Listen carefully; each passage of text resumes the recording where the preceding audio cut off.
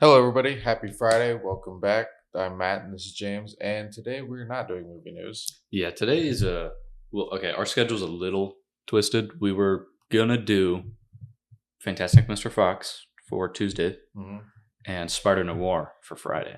Yeah. But we decided to switch it because Spider Noir is more relevant than Yeah. Fantastic Mr. Fox. So But you could go watch our review on the Spider Spider Noir. Noir series. But today was our criterion of the month, which will be Fantastic Mr. Fox. Woohoo! Okay. So what have you been watching? I watched Kill Bill, The Whole Bloody Affair, which was very good. It was very long. How did you do you notice like a big Okay. difference from watching the whole thing compared to Yes, I made notes. Hold up. For some reason, I was not prepared. Okay, so yes, I did notice the full color for the House of Blue Leaves scenes instead of switching back and forth from black and white to avoid the blood, uh, which was an interesting choice, Hmm. but I liked it. I was wondering, and I looked it up, and it was the extended anime sequence. Oh my god. I love that sequence so much. That is probably one of my favorite parts of the entire movie. One of my favorite parts with her is when she's when they're in like that boardroom Yeah, and she like slits that guy's throat. yeah, and That's a really good yeah. scene. So that was cool. I 7.5 added minutes to that is what they added to it. The only issue I think with that is It's pretty long. You get a really long backstory for Oren. It almost takes you out a little bit. For me, like last time I watched it, I was like, this is long. Yeah, Like it almost feels like I'm just watching something else now. yeah, and then so you get that huge backstory, but then nobody else really gets a backstory at all. Mm. So I think that's the only weird part about putting both movies together into one.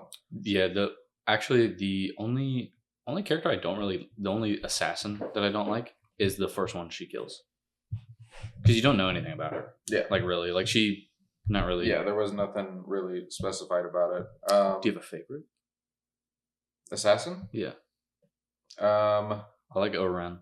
Oren, I like Bill's brother. there's the one in the trailer. I forget his name. I always forget his name. What's his name? It's like something. It's like, what is it? Because I know I always forget his name.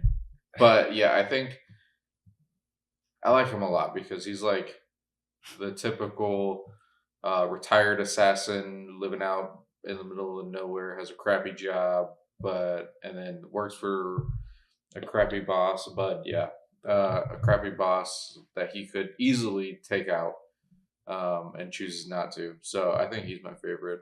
I also enjoyed the fact that they removed the cliffhanger of Kill Bill 1.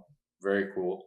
If you've never watched Kill Bill at all, watching the whole bloody affair that way, I think amplifies the end even more. Um, Not having a recap makes a lot of sense, and the added intermission was pretty interesting. I did kind of skip it, but yeah, I skipped 2001. First time I watched it, I skipped that intermission. yeah, I mean, there was no reason for me to sit there. I mean, I did stop multiple times, and it took me a while to actually watch it. I do think it's a 4-hour movie, but I do think intermission in a theater makes sense. yeah, But I wish that I wish that they'd be like 5-minute intermission or something like that. Like they don't really, they just kind of say intermission. yeah, And then I would like that because I tend to use the bathroom a lot. with Yeah, movies. because like a 4-hour movie, it's good that they have an intermission so you like, I yeah, and I really go need to to the stand up and stuff like that. So I did really enjoy it. I did give it 4.5 stars. I noticed that you did not even rate it. The whole bloody affair? Uh-huh. It's not rated on your letterbox. Interesting. Yeah, you're slacking. I'm gonna do that right now. And then I watched The Bride. Thoughts? It's weird. Yeah, It's weird. It's got like the Bonnie and Clyde stuff, but then like it doesn't have as much Bonnie and Clyde stuff as I expected it to be. The story itself is not what I imagined it to be. It's kind of like an like an accident kind of kickstarts everything. Mm. I did not enjoy the falling scene. There's 2 falling scenes, and I hated both of them because they looked really bad, and the first one was way over the top and kind of almost fever dreamish. Mm. And then I watched Spider Noir, Fantastic Mr. Fox, and then I also watched National Treasure. I don't like National Treasure. Really? Mm-mm. Never liked it. I like that movie. I want the Declaration. That was a really bad Nick Cage. I'm not gonna do that ever again. Yeah, don't do that. I like National or not I like National Lampoon. I don't like National Treasure. National Treasure, I think, is good because I like those types of movies, those treasure hunting movies, but also like the action almost immediately starts. Like there's not a whole hour long ordeal before you get to like there's there's a heist in this. They get to it really quickly, and the fact that it took Nicolas Cage's character all of 5 seconds to decide that he's going to change his mind on not stealing the Declaration of Independence to stealing the Declaration of Independence. I thought it was very enjoyable. But yeah. One thing that I always think about when I think about Kill Bill, I don't know about you. I critically, I think the first one's better, but I enjoy the second one more. But I really like Bill's interpretation of Superman, because that's not like the real interpretation of Superman. That's an insight. Because like another thing with Tarantino, people think that Tarantino just rambles. I feel like the only movie that he really rambles a lot in is Death Proof. But in that you see Bill's perception of Superman, which is actually just insight on him, where he's like, Superman is like who he really is, and Clark Kent is who he sees the world as, is who he thinks that we're all slouched and just kind of losers. Yeah, it's a weird take on Superman. It almost is pretty much exactly like what it is. Like Superman is Superman, Clark Kent is just the identity or the secret identity, which goes for every superhero. Pretty much is like their real identity is their superhero-esque. So I watched, there's 2 things I didn't log because I feel like I watched it too passively, which was Back to the Future 1, and then Brothers, the Tobey Maguire, Jake Gyllenhaal movie. Oh, okay, yeah. I like Brothers. I don't think it's nowhere near as good as people praise it. In my opinion. Is that the where he like war movie? Yeah. I think the military stuff in that movie is horrible. It's not good. I enjoy the movie. Last time I watched it, I think I gave it 3.5. It's good. It's enjoyable. People are like, oh, there's like a 4.5. I don't know. I think it's because of like the screaming scene. Yeah, the screaming scene. Yeah, exactly. You automatically knew what I was gonna say. Yeah, because I think that's what everybody talks about. But I think it's funny because there's also like if you look at it, each person that has portrayed Spider-Man has been in one of those types of movies, and each person that's played MJ or whatever has been in a tennis movie. Subsequently afterwards, I think the best one is Challengers. I really like Challengers. I don't watch that one.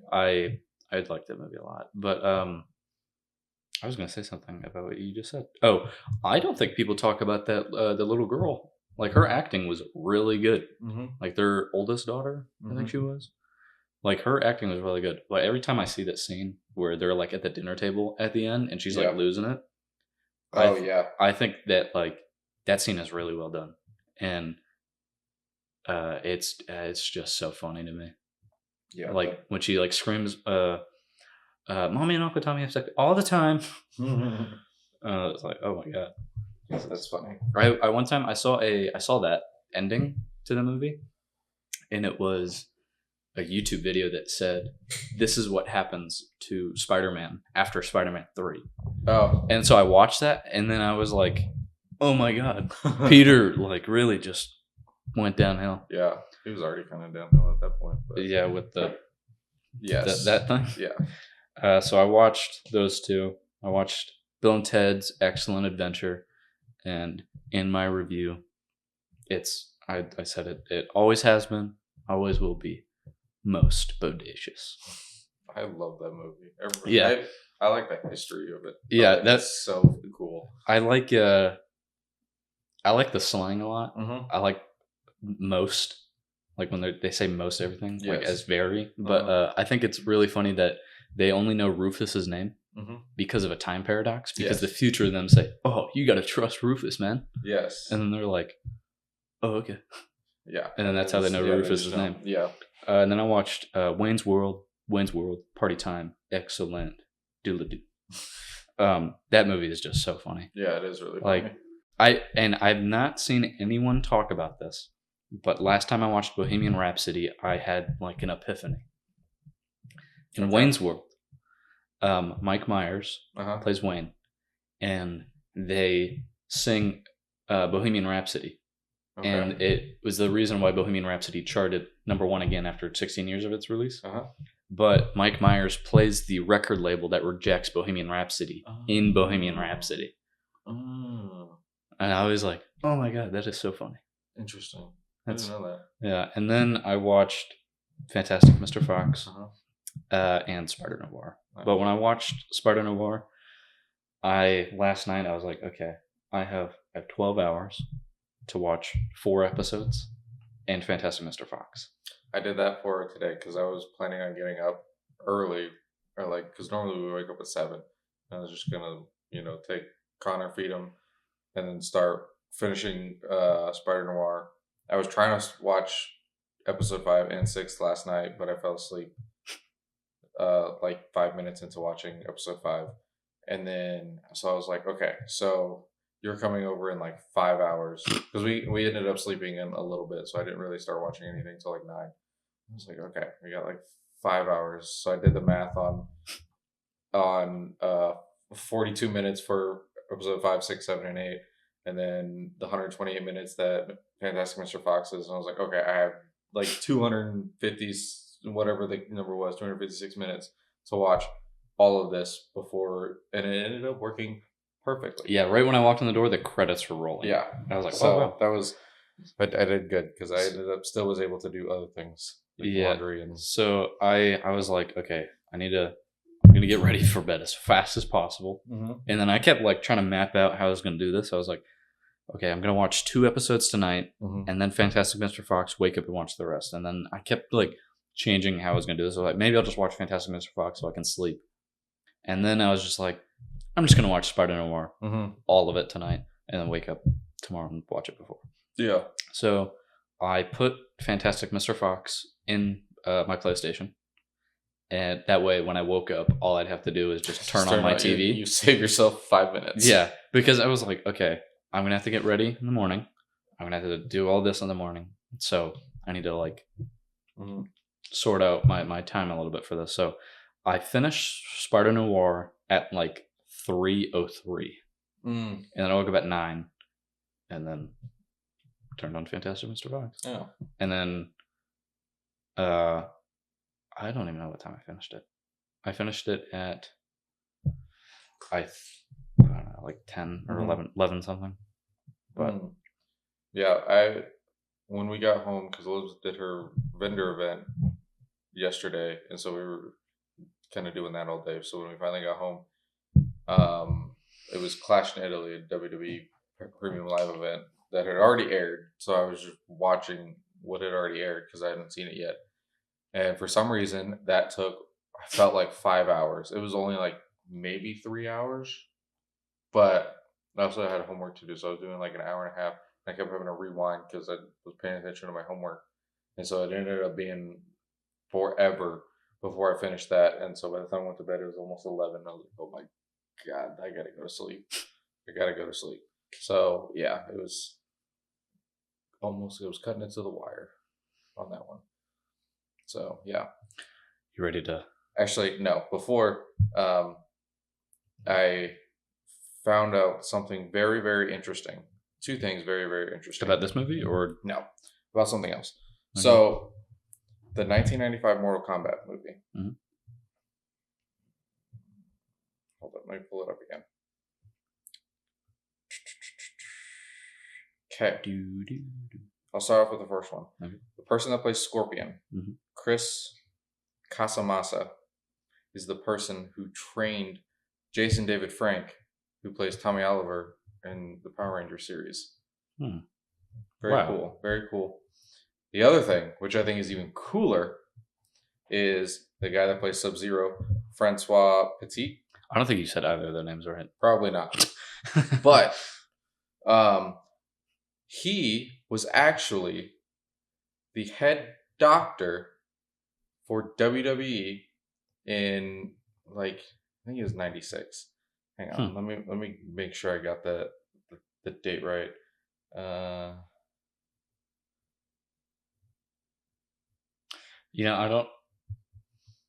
don't think I've ever realized okay. How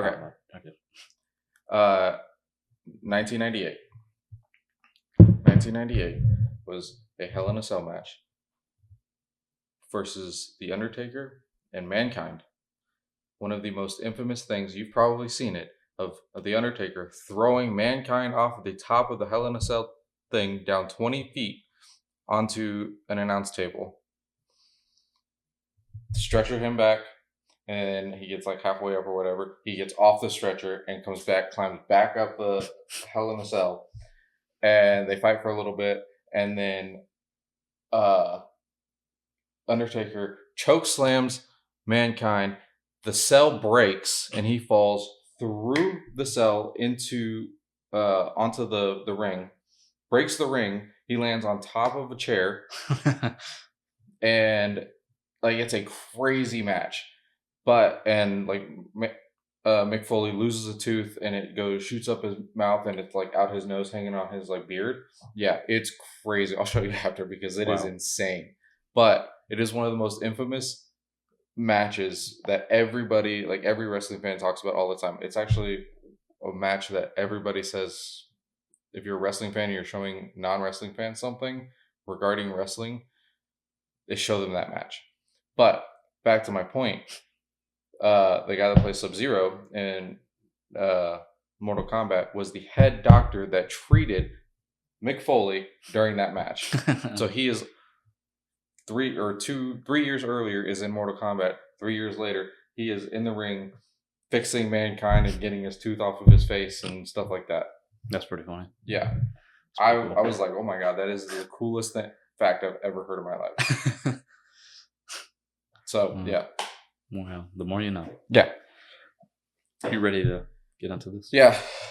Okay. So I have no idea any of your opinions on this movie. Okay. And I think you're going to have a 2.5 to a 2. Okay. What is your initial rating? Okay. I'll give you my initial thoughts. I didn't love it. I figured. I didn't hate it like I thought I would. Yeah. I did not enjoy the animation whatsoever. Oh, I love the animation. It was weird. I couldn't get past it. It bothered me so much. I don't think you'll like Isle of Dogs, because Wes Anderson only has 2 animated movies, and it's that and Isle of Dogs. Okay.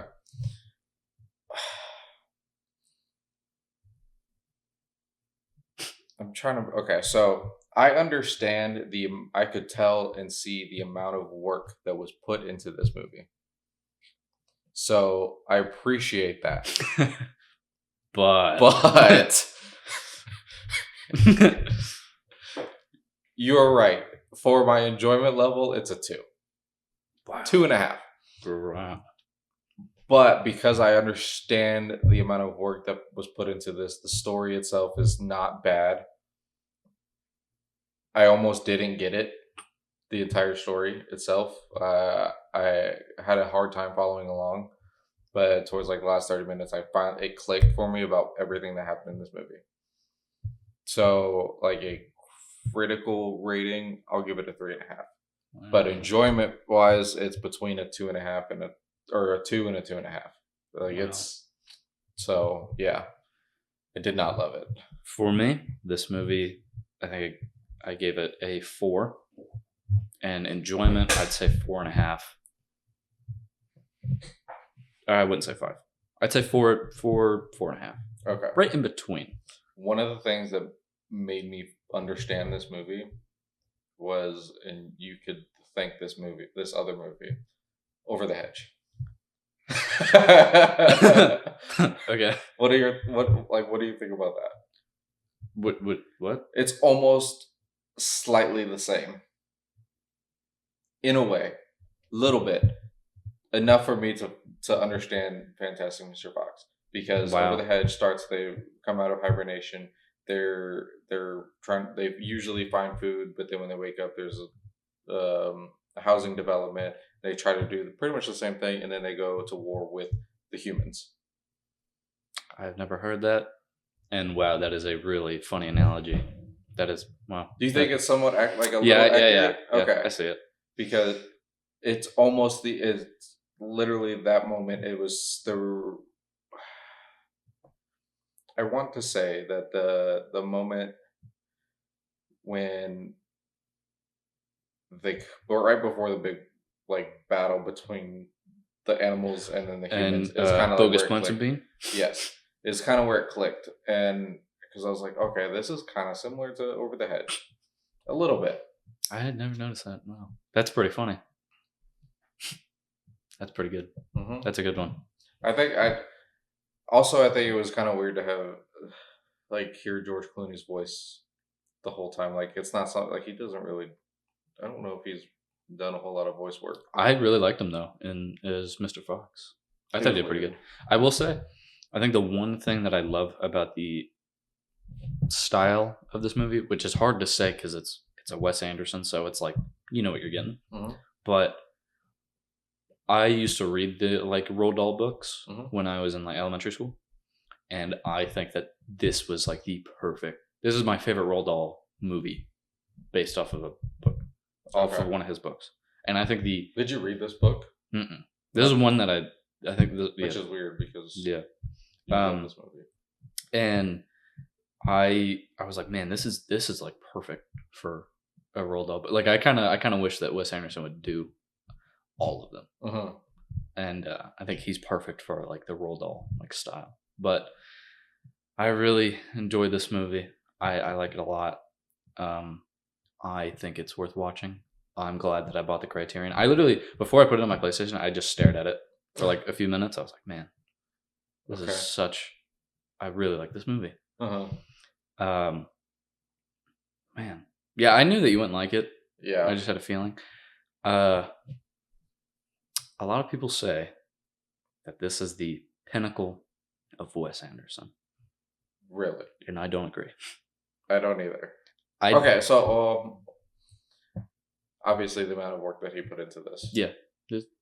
But I think Grand Budapest Hotel is a way better movie. I think Grand Budapest, everyone always argues Grand Budapest or Fantastic Mr. Fox. Mm-hmm. I think Fantastic Mr. Fox is a great way to get into Wes Anderson. Because it doesn't feel too it does, but it's not as the weird Wes Anderson this one kind of feels like it dialed back a little bit. Really? Yeah, I feel like the dialogue was a little more emotional than most of his other stuff, because it's usually just kind of cut and dry. Yeah, pretty just oh, okay, I just died. Mm-hmm. Oh, okay. And it's very just but the cinematography, the set design it's pretty Wes Anderson, but I feel like it wasn't Grand Budapest transition stuff is very you could tell that's him because it's almost the exact same as Grand Budapest. Yeah. Just it almost looks like a stage, it's very two-dimensional. Yes, I really like that. I really like the effects of the water, the smoke and stuff like that. I think that looks really cool. Mm-hmm. I don't really know. I can't really think of many animated movies where people have their own mannerisms. Okay. Because Fantastic Mr. Fox, he's very or Mr. Fox is very. He talks a lot with his hands, and he's very There's a point where he's jumping around. Yeah. In the hole. But his wife is very more just calm. There. Yeah, she's just very. I don't know if I don't know about stoic, but she's very just calm. Stoic, grounded. Yeah. Yeah. Asher is very kind of like a moody like little Very kid. moody. He's actually probably my favorite. He hunches down a lot, and then like Christopherson is very kind of like head held high. Yes. Stuff like that. Yeah. Kylie is very just like not there mentally. Mm-hmm. And the rat is very like wide. Mm-hmm. Do you know who plays the rat? Yeah, I saw. I didn't realize this until the credits rolled. This is like my third or fourth time seeing this, and it was the rat Willem Dafoe. And I wrote a note, and it was in my review if you saw our story about it. But my note, I didn't write a lot of notes for this because it was kind of hard for me to write notes about something I know is going to happen. But I wrote, I didn't expect Willem Dafoe to end up dead behind a Chinese restaurant dumpster. I thought that was really funny. Yeah. I think this movie has like really good comedic beats.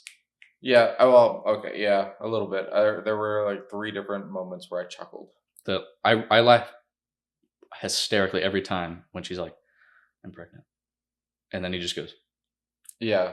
And then at the end when she's like, "I'm pregnant," and then he's like, "Yeah, you're glowing." Oh wait, we both are. That felt like a Family Guy like skit. Yeah, it was weird. I was confused for a second, and I was like, "Why are we now ornaments instead of?" I also like the. Are you afraid of wolves? No, I just have a phobia of them. Yeah.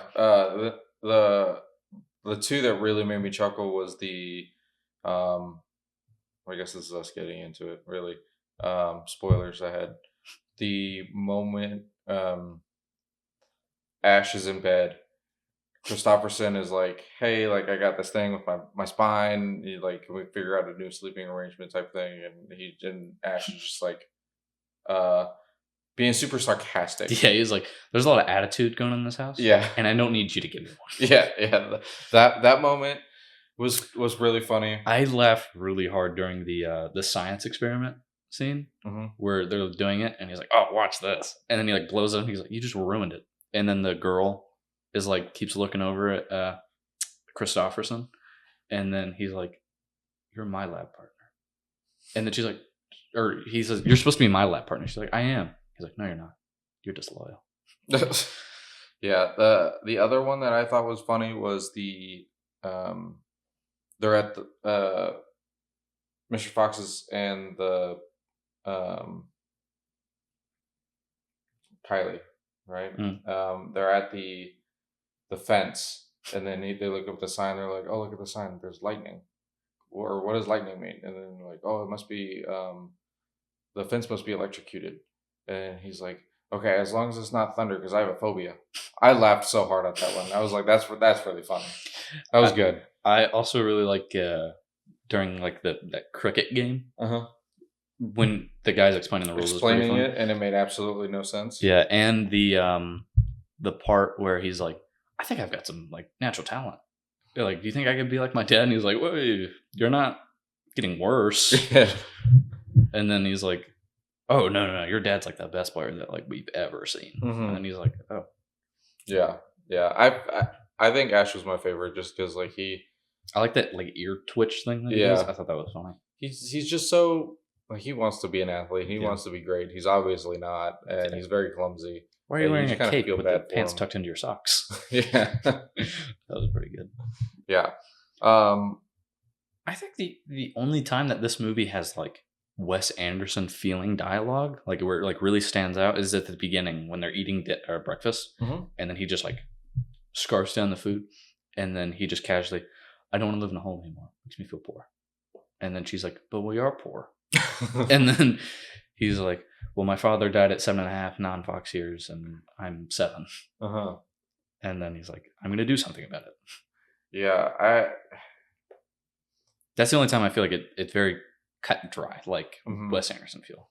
Yeah, Mr. Fox is not a he's kind of dumb. Yeah, like but like he's street smart, but like makes really bad decisions. Like there was no reason for him to go back to his old life of I guess being a robber and a criminal is like the sense of it, and he just works for the newspaper, and then he decides to go back to it just so that they can have food and stuff like that. But I'm like, okay, come on, you knew better. You knew better. Come on. Yeah.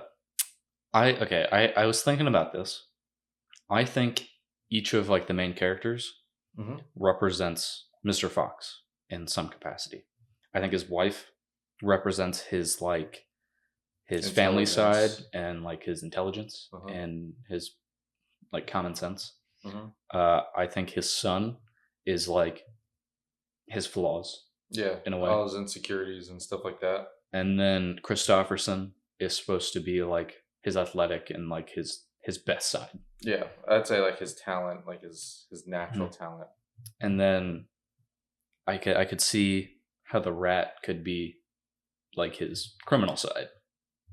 Yeah, loyal. He's also loyal. So like the rat's pretty loyal to Bean. Yeah. So there's that loyalty for Mr. Fox to his family. I could see Kylie as well being his like idiotic side.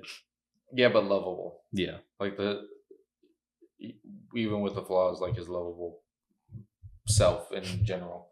I like Kylie a lot. Yeah, he's a funny dude. Yeah, he's funny. He kind of helped me get through this movie. I like the other the lawyer. Yeah, the attorney. Yeah, because that's Is he a possum? I don't know. No, Kylie was a possum. He was a badger. Badger. He was a badger. Yeah. It's badger, beaver, and beaver. Yeah. He that was Bill Murray. And the coach that's like talking to Ash is Owen Wilson. I was thinking that. I meant to look up I was upset that we didn't get a wow. Yeah. Yeah, I was like, that sounds familiar, and I was like, is this it can't be Owen Wilson, because there's like, it sounds like him, but it doesn't at the same time. Like Owen Wilson has that very particular voice that you can pick out of anything. Yeah. One other thing, what did you think of the wolf showing up scene? And what do you interpret the purpose of that is? I don't really know. I didn't really get it.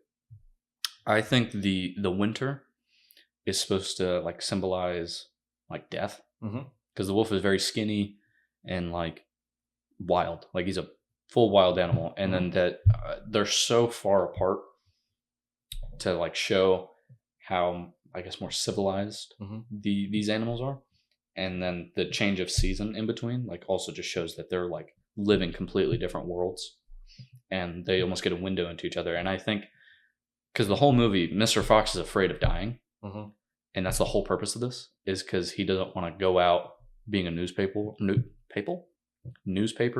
article writer, and so he's like kind of misses the glory, which shows like with the whole being like really good at that sport, like he got all those trophies, like he strives for the glory, and he wants to be the best, but he's not very good. It's at being a newspaper writer, and I don't think he cares. No, because everything else, it's clear that he tries really hard. But the newspaper article, he's always just like, I'm sure no one reads it. I'm sure you don't read it. But like every time he mentions it, he's like, oh, I'm sure you've heard of it. I bet you don't read it.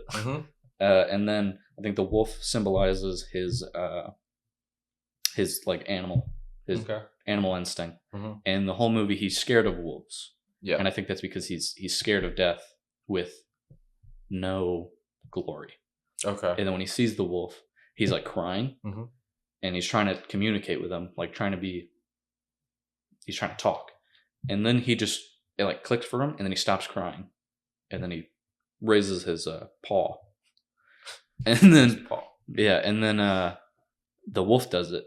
And then they like connect. And I feel like in that moment, he kind of just lets go. He's like, I don't know what I'm afraid of. And I think in that moment, he stops being afraid of the wolf and being afraid of dying.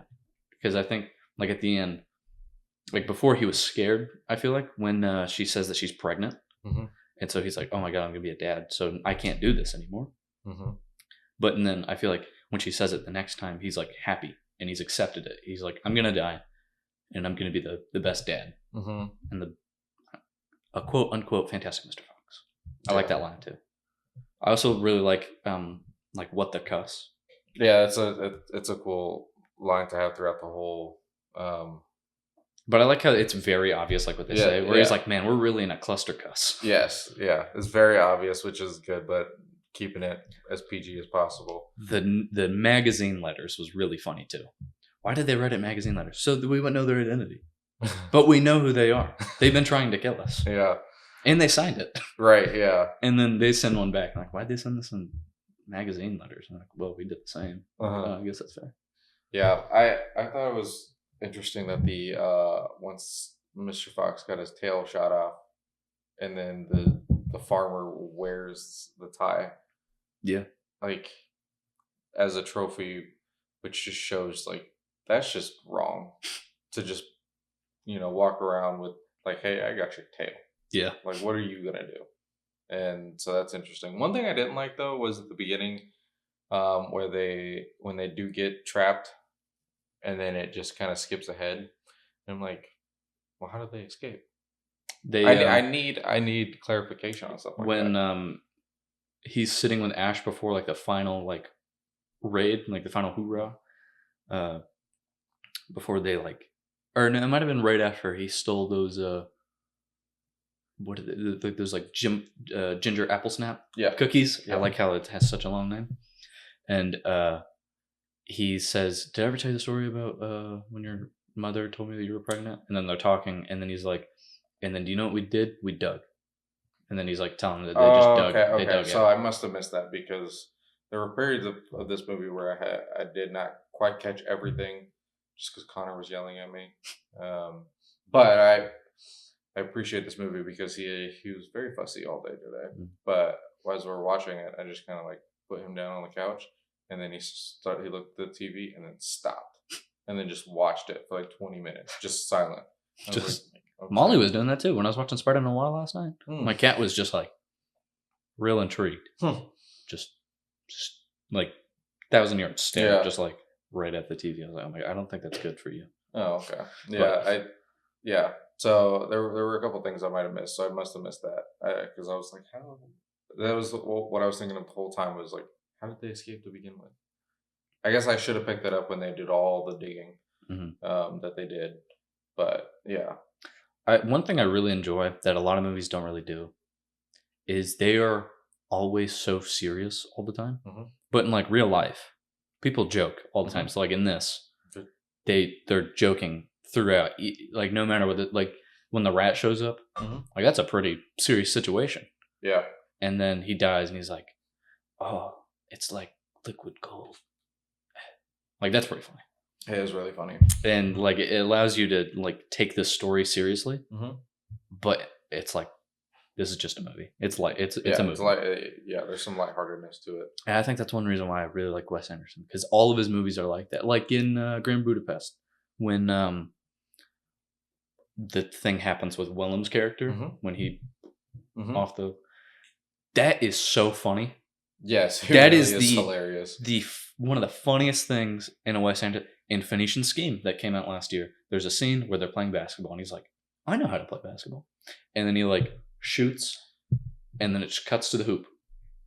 3 seconds of like nothing, and then I think it was a lot funnier because my friend and I, Alex and I, were in the theater, and it's just full volume, boom, and the basketball like hits a train in the background, like nowhere near the hoop, and it is so funny. Like Wes Anderson has a lot of those moments, and I think they just like add to the movie. Yeah, I do like even though it's a lot of like in Grand Budapest, like the serious moments and stuff like that, but there's subtle comedy added to it, and then you kind of focus on the comedy part of it and make it not so serious. Like during the like final raid when they're all like raiding the hotel, and it like cuts to like everyone that's there, like Adrian Brody and the one. It's like, oh my God, these guys are like screwed. Yeah. And then it's like, oh, this is, or like when the toll like people when they're on the train, and then they like take Zero, they like beat up Zero both times. So funny. Yeah. And that's like a serious moment, and it's just So funny. Yeah, I did want to ask, what is so obviously the filmmaking style and techniques that they use, obviously the tracking shots, I understand what that is. The centered framing, which the centered framing on some of the faces were a little creepy and a little scary. Yeah, like Mr. Fox when he's smiling. Very, very scary and a little. Or the bugle with rabies. Yes, yeah. I did like how the dog with the rabies went from white eyes to red eyes. I just realized that kind of reminded me of when Mark punched Thrag, and it like turned him red. Yeah. What is do you know what a whip pan is? A wet pan? Whip pan. Yeah, Wes Anderson and Edgar Wright does them a lot, but not like Edgar Wright does them as transitions. Okay. I feel like, and Wes Anderson does them as transitions into the scene, like into a character, into a prop or something like that, and it's just like a. Oh. Yeah, they just whip really quickly. Okay. Okay. And I do really like the shot composition in this, and like the framing of everything in a Wes Anderson movie is just so perfect. Like he's really about symmetry, and like the framing of like even the tree, like going up, and everything is in this movie is just great framing. One thing that I wrote, I don't know what this note is. That I wrote. I write notes like in code, and then I forget the code. It's like short. It's like for if you're working in the restaurant industry, shorthand. Yeah. So I wrote like the thing about the foxes and like all the characters representing them. I wrote the foxes are Mr. Fox, which is not really code, but this one I have no idea what it is. Are you okay? Hand thing FF Fox, which is supposed to be Mr. Fox. I don't know what that is. Hand thing. I don't know. I have absolutely no idea. Because this is between the final raid and before the end of the movie. Okay. Because I also wrote, I like Kylie's trademark thing, how Mr. Fox goes like, oh yeah, and then Kylie like does the, and he's like, is that your thing? And then he's like, yeah, what do you think? And he's like, but I wrote, Mr. Fox has a Casio watch. Yes, yeah. That okay, I will say that was one of the coolest scenes is all the watches. I took pictures. If I doubt you can really see that. But it reminded me of a regular show. I literally I had my watch on and I started like singing the thing from regular show where they're like, I don't remember what the beginning of the song is, but he's like, well, we synchronize our watches. Boop, boop, boop, boop, boop, boop, boop, boop. I don't know why, but I was like, we synchronize really our watches. And I was like, that's pretty good. It's because there's an episode of regular show where they like change all the clocks in the house. And then they're like, they're singing the song the whole time. They're like, and then they synchronize in their watches. Okay. But I was like, oh my god, Mr. Fox is a Casio. Yeah, showing all the watches that was really cool. I think they look really, really good. That's probably the only part of the style of what this looked like that I actually enjoyed. I think everything else is kind of creepy. When the movie first came out and I saw it, I was like, this looks creepy, and that's still hold the same thought. I don't know if Isle of the Dogs is creepier. It's definitely a lot more gross. I do think, I don't like using the word, but the mise en scène in both of these movies. What? The mise en scène, which is mise en place. Yeah, miso soup. So the miso soup of this is like, that means what's in the frame, like the staging, and it translates to what's on the stage basically, or what's in the movie. Okay. And I was thinking about this. I think my favorite movies that have the best, to me, mise en scène is I don't like using the word because it just makes me sound like a pretentious like film snob. Yeah.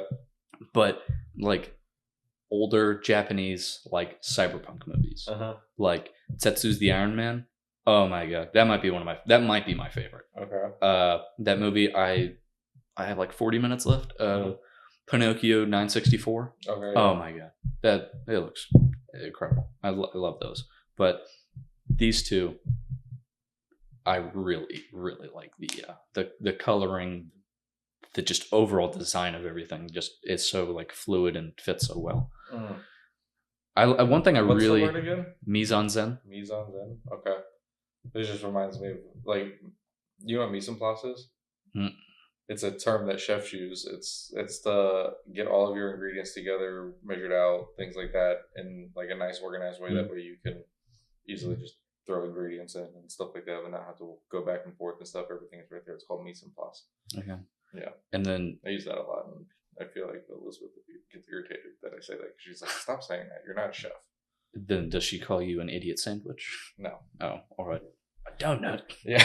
No. Yeah, I don't like using that word. It just makes me sound like a pretentious film snob. But like it also is. It's a cool word, but it's kind of dumb.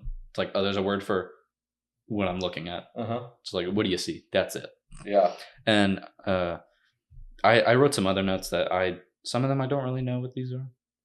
I did write another dead rat behind a Chinese restaurant. Oh, I said, cuss you, Bean. I like Petey's song. When they're all sitting around the campfire and Petey's playing a guitar, and he's like, this sucks, turn it off. And I wrote, what the cuss, Bean? I like that song. It was enjoyable. I do like the soundtrack in this. Okay. I think my favorite song is the one where they just keep singing Bogus Bunsen Bean. Like, I think that one's just funny. They play it twice. I don't remember the first time they play it, but the last time they play it is when the bugle is like chasing them. Yeah. I think that was pretty funny. One thing I didn't quite get or understand why they did it, but when they they leave the tree and they're like on the cusp of dying because they're starving, they're dehydrated, stuff like that, so then they go and steal everything. But each time they get into a new spot, they all just start dancing. I don't get that. I don't get why Wes Anderson put that in there, as like, I didn't enjoy it, but so I don't know. I think it's just like a party thing. Yeah, like they're just like, oh, we're a party. I thought it was weird to have them dance and everything when like they should just be grabbing and going. I do like how small their world feels compared to like the humans, where they're like, they don't have this across the river. It's like, oh yeah, it really is just like across a river, and it's like a different world over there. Yeah. I think that's pretty funny. Yeah. I did have some questions for you. Okay. Do you think that Mr. Fox can be considered a hero despite causing majority of the problems in this movie? Or do you think it's a like a group effort? I think I wouldn't classify him as a hero. I think he's a unintentionally selfish man that learns to not be. That learns that like to be what he wants to be. It's like an inconvenience for everyone else, and it would kill them. And then so he like realizes that he needs to protect them and let them be what they want to be. Okay. And set his ego aside, because this whole movie is about his ego and this giant ego that he has. He even like faces it when he talks to his wife, when she's like, I love you, but I shouldn't have married you. And then I think in that moment he realizes like how much his ego has caused this. Yeah. Do you think this movie does a good job about children's storytelling but having adult themes? Yeah, because anyone can watch this movie. Yeah. It does kind of feel children. I feel like it's a movie that children can watch, but adults can appreciate. Yeah. Okay. Which is what makes a really good children's movie. How do you think Ash's character arc kind of, I want to say ended because the movie ended, with like, do you think he got his self-confidence and his identity? Yeah, I think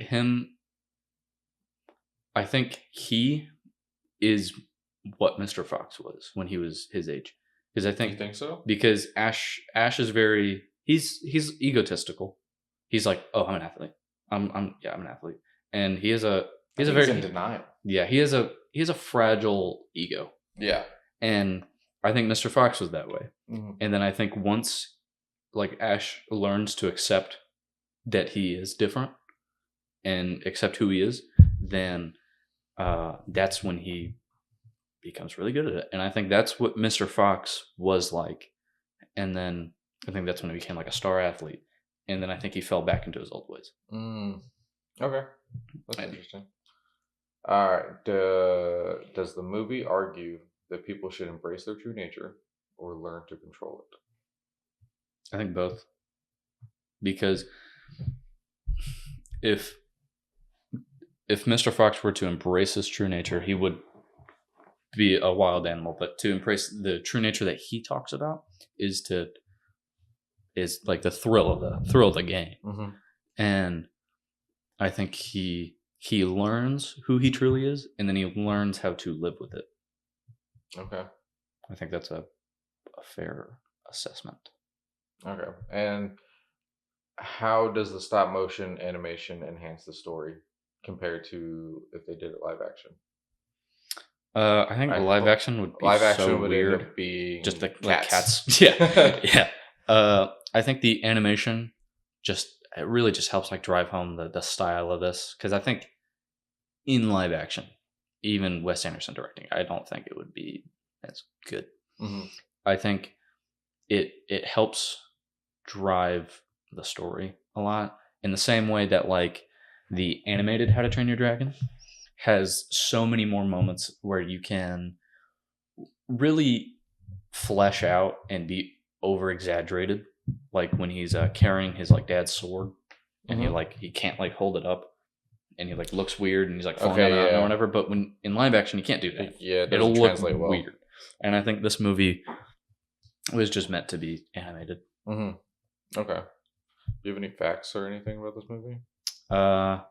They did like shoot this like for real in like live action, kind of like Rango, where George Clooney is like they're on like a farm and he's just acting it out, like doing all the scenes, like reading off, and then they like used his like some of his movements and stuff for inspiration for the animation. But they fully like they weren't really in a sound booth. They were literally like in a kitchen, and like the part where he's like eating that like French toast or whatever that was. Yeah, he's literally like holding bread and just going "Arr, arr." Like he's like they're really like acting it out. Even on like the motorcycle, they're just sitting on it like bouncing, and then he's like, "I'm not afraid of wolves. I just have a phobia of them." I wonder if they almost missed the chair entirely. That would have been really funny. I wonder if they filmed any of that. Do you know if they did or not? Yeah, they did. Oh, they did? I'll show you. Okay. Yeah, because that'd be cool to see. I like looking at this. Rango is really funny too, because they're just like in a warehouse and Johnny Depp is just like acting like Rango. Okay. Yeah, I feel like I said most of my facts during the episode. I want to see what else I wrote down for my notes, because I wrote that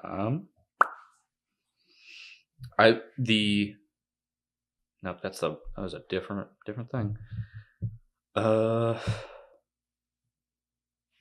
no, yeah, that was all my notes. But I think I wish Wes Anderson would do more animated stuff, because I really like Isle of Dogs, and that one has a lot. That one is just like Wes Anderson dialogue. Okay. I don't know why I bite. I don't know. I don't think I'll ever watch this movie again. Oh, I definitely think I'll watch this movie again. I really enjoy this. I love the art design. I love everything. I feel like it does stand out amongst other Wes Andersons, like compared. To me, to me, it's more rewatchable than Grand Budapest. Like I would be more inclined to watch.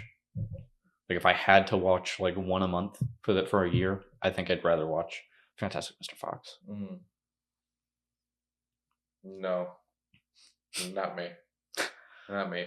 I think I would be okay having like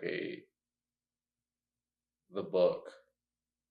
I don't know anything about the book, like that, those types of stories or whatever that you were talking about earlier. I don't know anything about them. Like, are they picture books? No, they do have Are like they some novels? pictures, Okay. but not really. Oh, okay. They'd be 'Cause, good like, I to. would be okay like a children's picture book of Fantastic Mr. Fox. I think that would They be have like interesting. pictures in it, but not Okay, like. but not like a real children's book. Okay, Mm-mm. yeah, I think that would be cool because that's what the movie feels like. It's like a moving like story book, I guess is what it's called. I think Roald Dahl's most known is called Witches, and it's like about this kid who is trying to stop all these witches, and they have these like huge like meetings and stuff like that. There's this one where like he keeps like feeding his grandma like every medication in the world. That one's really good. I don't remember what that one's called. I remember liking that one a lot. But they have like some drawings in it, but the art style is very weird. Like it's, I don't even know like how to explain it. Roald Dahl. Actually, no. I changed it back. I changed my mind. I think his most well-known book is Matilda. Oh, he did Matilda? Yeah. Oh, okay. That's an interesting movie. I thought that one was good too. Let's see. Oh, and Charlie and the Chocolate Factory. Never mind. That's his most well-known. I'm an idiot. Okay. Well. And the BFG. Yeah, he has a lot of huge. James and the Giant Peach. Oh, okay. You like that movie too? Yeah. Wow. I'm just going through his list. We're not readers. I have forgotten so many of these, like Charlie and the Glass Elevator. That was good. The Enormous Crocodile. I don't remember what the one where he's like feeding his grandma like a crap ton of medication. But I'll show you like Charlie and the Chocolate Factory. They're weird. Oh, okay. And I think it kind of fits the lengthy style of the characters in Fantastic Mr. Fox. Okay. See, I knew all those were like books, but I didn't know anything like about the books or anything. Never seen a book. You've never seen a book? Well, yes, I obviously have seen a book. Yeah, the Iliad. Looks like you flipped through that once or twice. Maybe I did. Maybe I bought it used. Yes. Yeah. No, but I've never seen a physical copy of Charlie and the Chocolate Factory. Really? Yeah. I read it once through school. I think in like 3rd grade. It was good. Yeah. I was never a reader in school, so that was kind of. You ever read like Matchbox Kids? No, I didn't like that. Kid. I did like Hardy Boys. I like the Hurricane Boys. One, where like people were like stealing TVs I only and read stuff. Like 3 of them. I liked them a lot, but like I was not a reader. So, and I wasn't a reader because we had like, did you have to do like 30 minutes a night? No, it was like I hated that so much. Oh, I would have much rather did that. We called it AR, and then they turned it to RC. But it was like you RC Cola. No, so you take a test at the beginning of the year, and then you have to. That'll give you like your reading level, and you could only check out books from the school library on your reading level or below.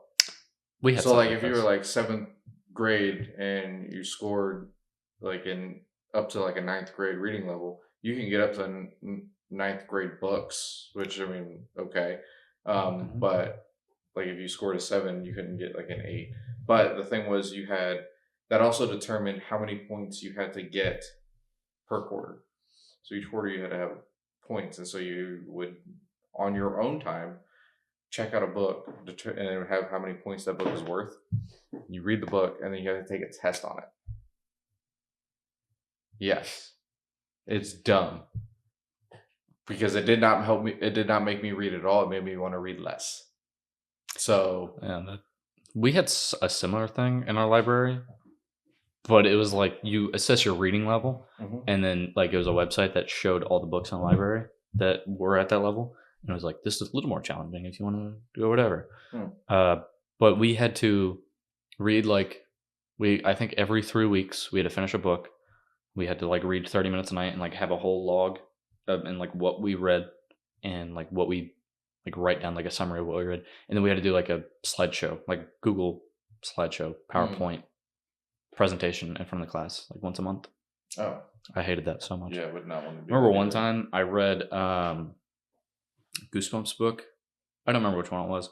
I didn't actually like really read it, but it was the one where they're all like dead. The skeletons like cooking on a barbecue. Okay. And I think I read the first 3 chapters, and I acted like that was the whole book. This is 4th grade. I acted like that was the whole book, and so I had like 4 slides, and they were each like 2 sentences, and they were just like a summary of like that one chapter. And then my teacher was like, "What is this?" And I was like, "Yeah, not a lot happens in this book." Yeah, that was dumb doing that. But you want to go into our intermission? Yeah. Do you want to do cards or top 4s first? Let's do cards first. You want to go first? Yeah. In the year 2045, people take shelter from reality and in something else. But when the founder dies, a young man finds himself in a race against an evil corporation for control of all of it. How much did you take out? I only took out like 3 words. I know it's not this movie, but that is also like a pretty good description of robots. Oh, yeah. 2045. iRobot? No. 2045. Corporation? Is this animated live action? No, well, it's live action, but there's a lot of animation style stuff in it. Have I seen a lot of a lot of Easter eggs on other things as well. Is this a comedy? No, it's a bad movie. I think it's a bad movie. I did not like it. 2045. No, I wouldn't focus on that. It's Is it obvious that it's in the future? Oh yeah. Okay. Yeah. Because like it would be cool to have something like this now, but we don't necessarily. So they go in. Oh my god. Read it one more time. I know what this is, and the word that they took out is Oasis, isn't it? It's not. But what is that from? Ready Player One. That's what it is. Yeah. Yeah. Read it one more time, because in 2045, people take shelter from reality in an expansive virtual world. Is what I took out. But when its eccentric founder dies, one young man finds himself in a race against an evil corporation for control of it all. Yeah, I should have gotten that sooner. I'm not really. I didn't like it that much. I did not like that movie. My favorite part was the Arkham Knight has a cameo. Oh yeah. The Easter egg was a good hint, but that just. Yeah. Wow. All right. 2 Miami detectives have 3 days to track down $100 million in heroin that was stolen from their police station while also protecting their only witness to a murder related to the heist. I don't know if you look at this. Starsky? No. That's a pretty good one, though. Yeah. Miami? Yeah. It's not Rush Hour. No. Miami. But you're on the right track of Lethal Weapon. Is buddy that comedies type. I feel like this is like an 80s or 90s. 95. 95. Miami Cops. I don't know if you should focus on the Miami part either. 2 cops. Comedy-esque. A lot of comedy, a lot of action. One more time. 2 Miami detectives have 3 days to track down $100 million of heroin that was stolen from their police station while also protecting their only witness to a murder related to the heist. It's almost the plot to Rush Hour, though. I know what this is, but I'm just missing something. Did you take out anything? No. I read it word for word. Have I seen this? I don't know if you've seen this. They just made a new one. Naked Gun? No. You were so confident too. Yeah. No. They just made a new one. Like last year. They had some cool they showed some behind the scenes video of one of the guys using a camera rig in a specific way. That he's like rigged to the camera. And I thought it was really cool.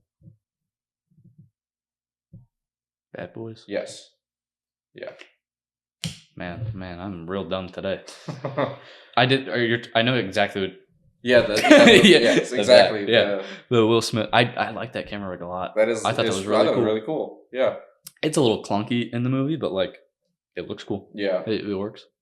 All right. In the Middle Ages, a poor young man reinvents himself as a knight to win the hand of a beautiful maiden. A Knight's Tale. Yeah. Good job. Yeah. So we have Ready Player One, Bad Boys, and A Knight's Tale. I feel like Rotten Tomatoes really likes Ready Player One. Yeah. So is it Ready Player One? Yes. Okay. Surprisingly. And then I like A Knight's Tale. Yeah. And then Bad Boys. Yeah. I like A Knight's Tale a lot. Knight's Tale is, man, I feel like Rotten Tomatoes really likes it. But I don't think it's in the 90s. Ready Player One. Ready Player One is in the 90s? No. 80s? No. 70s? 76? No. 74? No. 2? Yeah. 72. Wow. But a 77 audience score. I guess that's fair. I really don't think I ever finished the movie. Yeah, I don't even think about Rotten Tomatoes as like, I just think of the likeness. Mm-hmm. If people like it or not. Because Rotten Tomatoes, they get like a score. It's like, is it fresh or is it rotten? Mm-hmm. Is it recommendable? Do you like it? So I think like 70% of people like that movie that watch it. Yeah. A Knight's Tale. 61. A little bit lower. 50, 60. 59. 59. But a 79 I was going to say score. Okay. Yeah. Bad Boys. 44. 42. 78 audience score. Wow. I would. Ready Player One is at the bottom. I'd put Ready Player One at the bottom. I like Bad Boys. I haven't seen Bad Boys in forever. I don't know. Okay. A tough but intellectual bouncer is hired to help clean up. All I could think of was Dave Bautista. A bar. But he finds himself at the odds with a powerful, corrupt businessman who runs everything in town. Roadhouse. Yep. Okay. When you said Bodyguard, for some reason, my mind went to Dave Bautista because he was a bouncer before he made it big in WWE. Really? Yeah. Well, arriving at summer camp before the season starts, would-be counselors find themselves stalked by a merciless killer. Friday the 13th. Yeah, it was. Yeah, arriving at Camp Crystal Lake. Oh yeah. I think it's really interesting how Jason Voorhees is not in the first one. Mm-hmm. It's his mom. Mm-hmm. Second one, he has a potato sack on his head. Yep. And the third one, he has like a blue hockey mask. You don't really see his like iconic look until like the fourth movie. No, you get it's the white one. But it has like the blue marks. It doesn't have. I don't think it has or that might be the fifth one that has the blue. I think so. But like you don't like see his like iconic look until like the fourth or fifth. And it's like halfway through the movie. It's an hour, I think. It's not very. I don't know. I feel like once I say like the fifth word, you're gonna know it because I don't really know many other movies about this sport. Forced to coach a young hockey team as community service. A goon? What is it? Is it goon? Is that what it is? No. Mighty Ducks? Yeah. Okay. I've never watched the Mighty Ducks. I have watched Mighty Ducks, but I've watched the cartoon where they're actual ducks. That's pretty funny. So we have the Mighty Ducks, Roadhouse, and Friday the 13th. This is the original Roadhouse, right? Mm-hmm. These are all the like originals. I would say Roadhouse, Mighty Ducks, Friday the 13th. Yeah. I am very surprised how high this audience score is. Both of them. Okay, so Friday the 13th, then Roadhouse. Yep. Then the Mighty Ducks. Yep. Friday the 13th and 86. Lower. 82. Lower. 60. In the 60s? 64. 63. Oh. 60 audience. I think this movie's a lot lower. For me. Yeah. I don't really think any of them are great. None of them are. I think the first one has a lot of scare factor with it being the mom. I think in my opinion, I think the mom's a little bit scarier than Yeah, Jason because Voorhees. you didn't even see. You just like you're seeing her perspective. Yeah, so like I think like that one is more terrifying than the other ones. So I'm okay with 60. Yeah. Roadhouse 68. Lower. Lower? Oh, I guess it is. Oh, but the last one was 63. Yeah. 58. Way lower. 45. Lower. 32. 37. Oh, 66 audience. That makes sense. Yeah. I feel like the audience would be a little higher. I'm okay with that. He like fully rips a guy's throat out. Yeah. It's a bit far fetched. Mighty Ducks. This one I think is fair. 32. Lower. 28. Lower. 24. 21. Oh. 65 audience. I thought people liked that movie a lot. Yeah. Yeah. It's got like I feel like people don't really talk about it much anymore, but that's interesting. Time for your top fours. So, we did for last week this week is Tarantino. Y'all's top four for Tarantino. And first, I wasn't prepared, but here we go. We have at Miguel Ortiz 7670 on YouTube said Once Upon a Time in Hollywood, number 1. Kill Bill, which I'll just say is The Whole Bloody Affair. Django, Pulp Fiction. 4 stars. Only because you say The Whole Bloody Affair. And I like Once Upon a Time in Hollywood. I'd give it a 4. Once Upon a Time in Hollywood, I really like. I don't like... A lot of people don't like that. I hate making... Once Upon a Time in Hollywood, I think is so interesting how controversial it is. Because... What was that? Did you hear that? Yeah. That was really... it's either on people's like number 1 or number like 9. Yeah. And it goes anywhere in the middle. Yeah. And I don't know many movies that fluctuate on people's lists like that.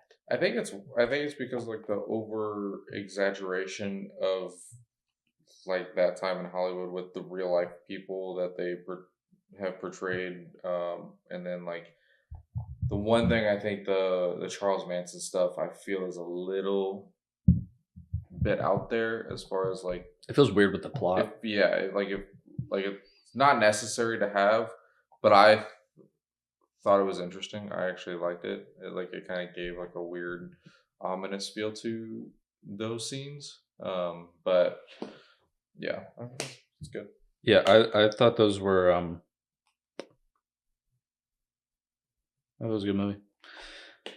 I don't think I like it as much as like most people per se do. But yeah. Ready to go into our like final thoughts of Fantastic Mr. Fox? Yeah. Not a fan. Fully. There was some good moments, some stuff that made me laugh. But overall, I don't think I will be watching this movie again. I love this movie. I don't know if it's my favorite Wes Anderson. It's definitely up there. Yeah, I just really like this movie. I feel like a lot of people talk about this movie, and so I feel like it has so much like good praise that it's I think it's worth a watch, even like if you don't like it. Like I think it's still something you can learn from. Yeah. But I enjoy it. I'm gonna keep watching it. I haven't watched it in a while, but it might go into my annual watches. We'll see, maybe. I've been really wanting to watch La Haine the past couple months. Oh yeah. I really, really like La Haine. I did too. I like. You didn't like it at all. It to be okay. When you first watched it, I think that movie is so interesting because when I first watched it, I didn't really care. Yeah, I didn't like it at first because again, I've said it multiple times. I don't like watching stuff where I have to read the subtitles. But But after I thought about it, I was like, this is actually really good. So, yeah. Actually, another really funny moment from this movie is when the beagle grabs his tail and then just like chews it up and like whatever, and then it cuts to his face and he just goes. I thought that was really funny. Yeah, I felt bad because they worked hard on trying to get that back, and then I mean they got it back, but and then it was just condition. Like pinned to his tail, pinned to his tail. Yeah. You got anything else? Yeah, so you can go listen to next Tuesday's episode, which will be something. Next Friday's episode, which will be movie news. It will be movie news. You can go listen to last Tuesday's episode of Sparta Noir. You can see our other social medias, whatever, at the other listening platforms at the top of the description. Go give us a follow on that stuff. Go check out our letterbox too. You can go see our dumb reviews. And yeah, Bulbous.